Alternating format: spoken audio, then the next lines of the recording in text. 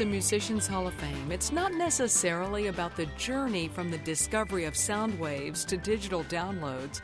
It's about the people who played the pianos, picked the guitars, and other instruments that were played on the soundtrack of our lives. I think one thing that people will take from here is the simplicity of that, you don't have to have $1 million worth of electronics to write a song. You can still write it on paper or in your head. And you don't have to have a $2 million studio. These songs were all recorded in studios with materials that you could buy in a hardware store.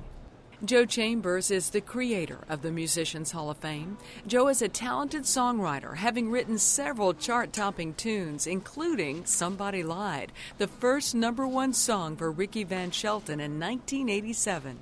Chambers and his co-writer started that song on this piano.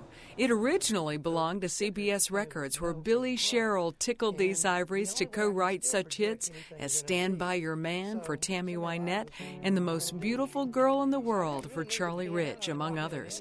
Chambers was given the piano when Sherrill upgraded to a baby grand. When I took this home, my wife said, we've got to refinish that. I went, no.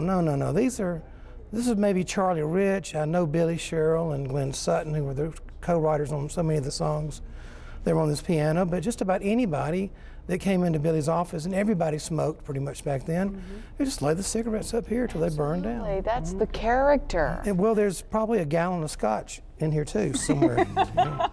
The hall is filled with instruments that made musical magic, those songs that have permanently taken up residence in our memory. People come through here and go, I just relived my whole life, There are also artifacts of the artist's life, like a cast of Roy Orbison when he broke his foot in a motorcycle accident, or his signature sunglasses, or this hand-scratched lyric sheet of Holes in the Floor of Heaven, which won Steve Wariner and his co-writer a Grammy, or the actual walls of the American studio in Memphis, where Elvis recorded Suspicious Minds and Kentucky Rain.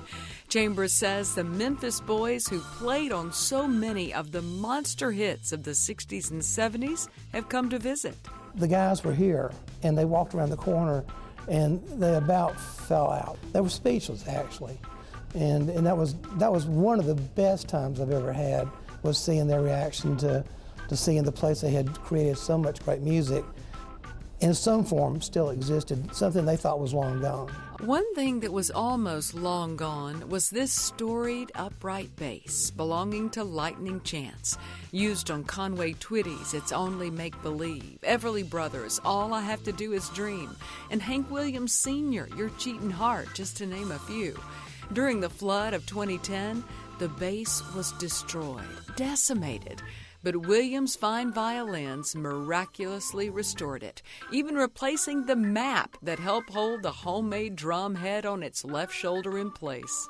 It's still attached with the same, you can look in the picture, they took a 1957 Texaco road map, I know because I took the time to unfold it, and folded up and made a wedge out of it to keep it tight, along with they took the tension bar off of a screen door and cut it and bent the ends and used the little tension nut in the middle to squeeze the drum head to the bass.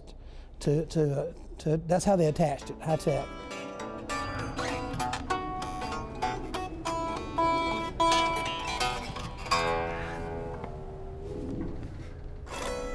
Anyway, that's what I used to do when I was a kid, and then I used to try to imitate Chet.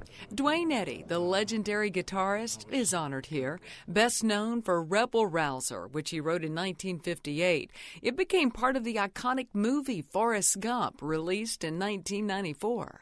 Eddy says he's humbled Joe included him in such an elite group of music makers. I came through and saw he had it started, and I saw his first version of it, and I realized I know all those guys, and it said what records they were on, and I, like you say, you get chill bumps. Although the hall is located in downtown Nashville on the bottom floor of the Municipal Auditorium, it encompasses every genre and geographical area of music.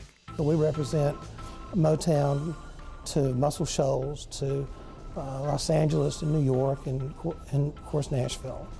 and everything in between. For Jay Mcdowell, the upright bass player of the Grammy-nominated group BR549, the hall is about honoring the unsung heroes of an industry that touches us all. And in this day of digital everything, its purpose is also about sheltering the tangible tools of tunesmiths from years ago. We have to preserve the history of it and teach the kids coming through of the process of the recording and the way it's evolved. But it is a little sad at times that these instruments are behind glass. They should be making music.